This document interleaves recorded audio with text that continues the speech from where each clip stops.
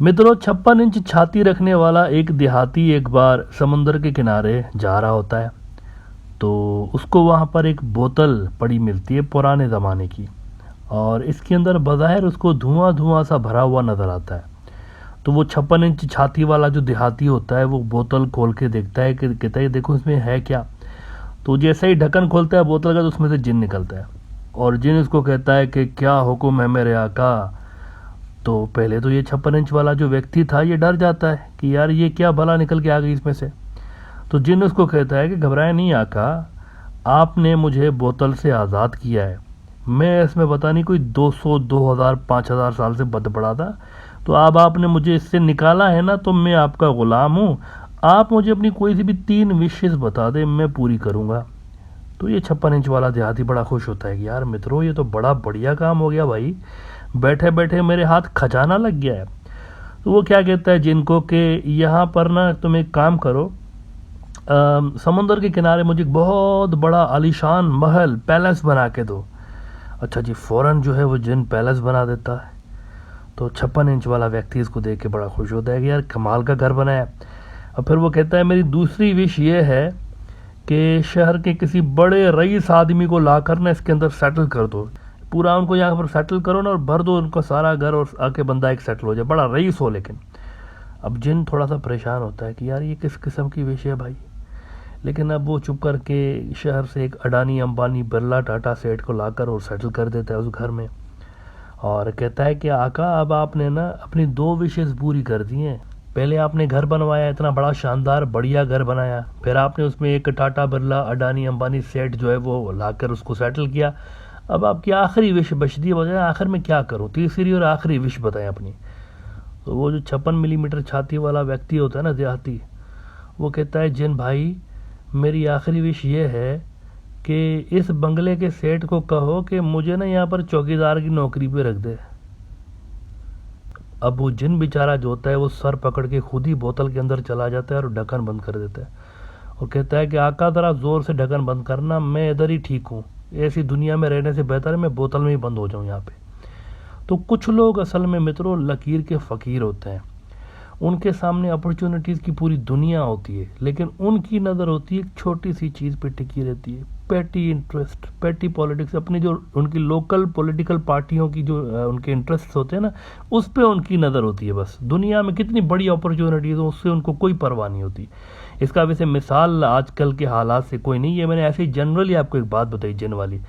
लेकिन जब चाइना ने अपना कई ट्रिलियन डॉलर्स का BRI प्रोजेक्ट लॉन्च किया ना, और उन्होंने हर उस मेंबर मुल्क के अंदर चाइना ने अरबों डॉलर की इन्वेस्टमेंट की, और ट्रेड इकोसिस्टम बनाने जब लगा था चाइना वहाँ पर, तो दे इनवाइटेड इंडिया आल्सो।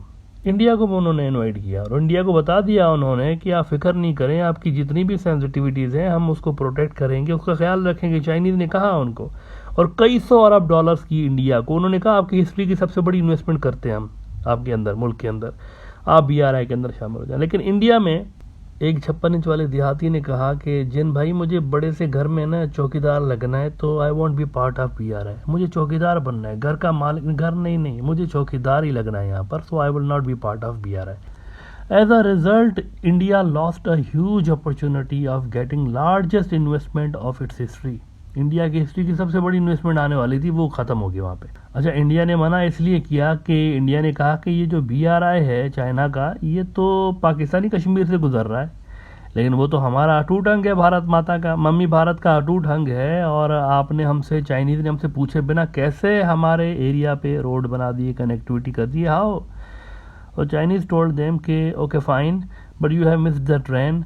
आप BRI में मत आए, लेकिन आप जो ना साइड पे हो गए, आपने फ्यूचर मिस कर दिया है।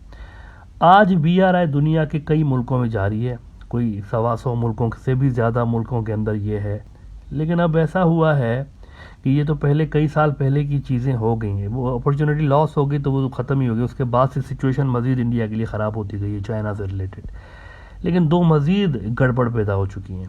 एक ये कि पाकिस्तानी हिस्से का जो BRI है, जिसको चाइना पाकिस्तान इकोनॉमिक कॉरिडोर कहते हैं, CPEC, इस पे इंडिया को एतराज़ था, और इस वजह से इंडिया शामिल नहीं हुआ था। CPEC की वजह से BRI में शामिल नहीं हुआ था। तो ये CPEC जो है, एक तो ये हो रहा है कि ये एक्सपांड हो गया है, बढ़ गया है, और अफ़गानिस्तान इसके अंदर आ गया है। डील अब लास्ट मराइल में इनकी तकरीबन फाइनल हो चुकी है, तीनों मुल्कों की, चाइना, पाकिस्तान और अफ़गानिस्तान की। लेकिन इस पे भी इंडिया ने कहा हुआ है कि ये इलीगल है, इलेजिटिमेट है, सारे उन्होंने लगा के कहा कि हम इसको भी नहीं मानेंगे, अफ़गानिस्तान वाले हिस्से को ये भी नहीं मानेंगे क्योंकि ये तो ना CPEC का हिस्सा है, तो उसको भी नहीं मानेंगे। लेकिन चाइना, पाकिस्तान, अफ़गानिस्तान ने कहा है कि अच्छा भाई ठीक है, मत माने आप, कौन बोलता है आपको माने या ना माने, ठीक है, दैट्स फाइन फॉर अस, लेकिन ये तो शुरू हो गया है और ये कंटिन्यू रहेगा, आप माने या ना माने। अब ये तो पहली बात हुई है ना, वो जो मैंने दो गड़बड़ बताई, दो गड़बड़ हुई है इंडिया के लिए। पहली ये हुई है, दूसरी एक और बहुत बड़ी गड़बड़ हो गई है जो कि पिछले 1-2 दिन से लेकर मीडिया में हाईलाइट हुए, बहुत बड़ी गड़बड़ हुई है। और इस वजह से इंडिया और पाकिस्तान के दरमियान मुमकिन है कि पावर बैलेंस पाकिस्तान के हक में आ जाए। ये बहुत बड़ी चीज़ होने जा रही है। होने ये जा रहा है कि ये जो पाकिस्तानी CPEC है ना, इसके अंदर 3 नए प्रोजेक्ट्स लॉन्च होने जा रहे हैं पाकिस्तान के अंदर। अब आप इसको CPEC के 3 नए प्रोजेक्ट्स कह लें या फिर आप इसको 3 नए CPEC कह लें, एक ही बात है। इमरान खान के दौर में ये सारी वर्किंग्स तकरीबन पूरी हो चुकी थी, इस पे सारी जो पाकिस्तानियों की और चाइनीज़ की बातचीत सारी मुकम्मल हो गई थी। अब अगले महीने सिर्फ फॉर्मेलिटी पूरी करने के लिए शहबाज शरीफ नवंबर में जाएंगे और मुमकिन है कि इस पर साइन करके आ जाएं, ये जो नई CPEC की ब्रांचेस बनने जा रही हैं। 3 नए कॉरिडोर्स आ रहे हैं, जिनमें से एक ग्रीन कॉरिडोर है, एक हेल्थ कॉरिडोर है और तीसरा बड़ा इंपॉर्टेंट डिजिटल कॉरिडोर। ना ये जो डिजिटल कॉरिडोर है, ये साइबर स्पेस जो डोमेन है उससे जुड़ा हुआ है। Plus this will help Pakistan in upcoming China led 4th industrial revolution also, which is not too far away. कई इंडियन न्यूज़ आउटलेट्स इस डेवलपमेंट को रिपोर्ट कर रहे हैं पिछले 3-4 रोज से लेकर, लेकिन अगले महीने नवंबर में ये बड़ा गेम चेंजिंग इनिशिएटिव पाकिस्तान और चाइना लेने जा रहे हैं। इंडिया की BRI की अपोजिशन का सबसे बड़ा फ़ायदा वैसे पाकिस्तान को हुआ है। पाकिस्तान एक सेंटर बना हुआ है चाइना के लिए, ईरान और अफ़गानिस्तान और गल्फ़ के जो स्टेट्स हैं वहाँ तक कनेक्टिविटी के हवाले से ख़ास तौर पर। अगर मोदी साहब अपनी पार्टी पॉलिटिक्स से हट के सोचते और उस जिन वाले देहाती की तरह बिहेव ना करते और मनमोहन सिंह की तरह इकोनॉमी को पार्टी पॉलिटिक्स से अलग रखते हैं, नेशनल इंटरेस्ट को, तो शायद आज इंडिया बेहतर पोजीशन में होता। इंडिया का CPEC के इन नए कॉरिडोर्स पर अभी तक कोई ऑफिशियल जवाब नहीं आया, लेकिन शायद वो वेट कर रहे हैं कि एक बार ऑफिशियल स्टेटमेंट आ जाए चाइना या पाकिस्तान की, तो फिर हम इसको कड़ी निंदा करेंगे, कंडेम करेंगे। लेकिन इससे क्या फ़र्क पड़ेगा? आप कंडेम करेंगे, वो आपके कंडेमनेशन को मानेंगे नहीं, वो कहेंगे ठीक है करते रहो भाई, हु केयर्स। वैसे कुछ अर्सा पहले तक भी आपको याद होगा कि इंडियन प्रॉक्सीज़ जो हैं पाकिस्तान के अंदर थी, अभी भी हैं, लेकिन अभी तकरीबन उनका यूँ समझिए कि नट बोल्ट जो है वो ढीले हो गए हैं। तो आपको याद होगा कुछ अर्सा पहले तक इंडियन प्रॉक्सीज़ CPEC के प्रोजेक्ट्स पे हमले करती रहती थी, लेकिन अफ़गानिस्तान में सरकार बदलते ही ये सिलसिला थम सा गया है, probably because India has lost its Afghanistan base, और अब तो वहाँ पर NDS भी नहीं रही।